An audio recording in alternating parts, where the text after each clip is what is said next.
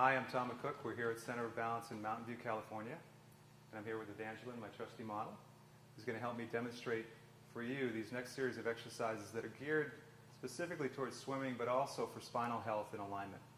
So I'm going to have her come onto the chair, creasing at her hips with her feet still on the ground. And she'll push the paddle down.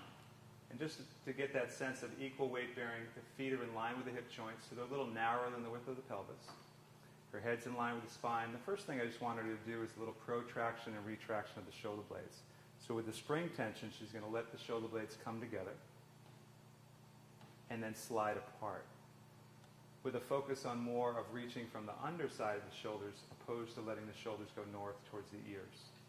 So she just gets a nice clear slide of the shoulder blades together and then using the serratus and lower traps apart. One more time. Now she's going to keep them apart. And the next focus is just primarily hip extension and the arms coming close to the body.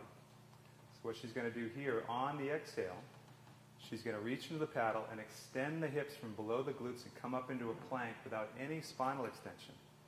And inhale to lengthen back down. So in this focus, her focus is more on the internal obliques to keep that connection of the rib cage to the pelvis and hinge at the hips using the glutes and the hamstrings, along with the scapula depressors. And again, exhale up. You're working for head-tail length. The neck stays long and quiet throughout. Great exercise to teach people how to connect the arms to the legs through the torso. And one more time. I'm looking that she keeps her spine in good alignment. She's breathing fluidly. Now we're going to take it to a challenge. And the challenge you can do, you can take the arm either directly overhead, which is the most challenging, or you can take the arm to the side. We'll start to the side.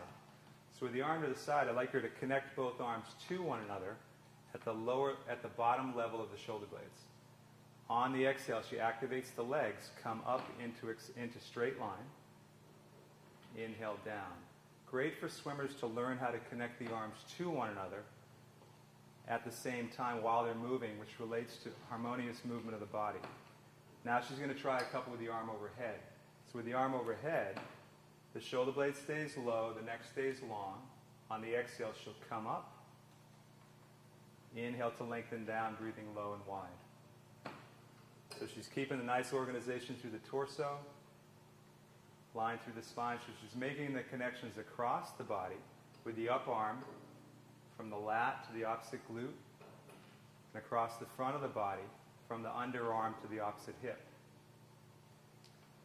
For the last few, we'll add rotation towards the reaching arm without the body side bending. So she'll reach. On the exhale, as she comes up, she's going to spiral towards the up arm, keeping the neck long. Shoulders stay low. Inhale down. What you can feel as you come up, there'll be a tendency to side bend or lean away from the rotation, lean more into it. That'll keep you more in the middle. And two more times. She'll come up. You can help her with that rotation. The shoulder stays low on the weight-bearing arm.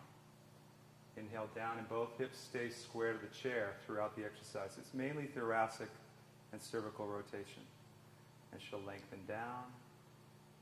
And complete right there. She can round over the chair to release. Take a few breaths. Relax her neck. And then when she's ready, she's going to slowly help herself back up to standing.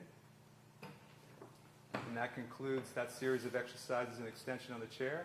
Please try them out. We hope to see you again at our next podcast.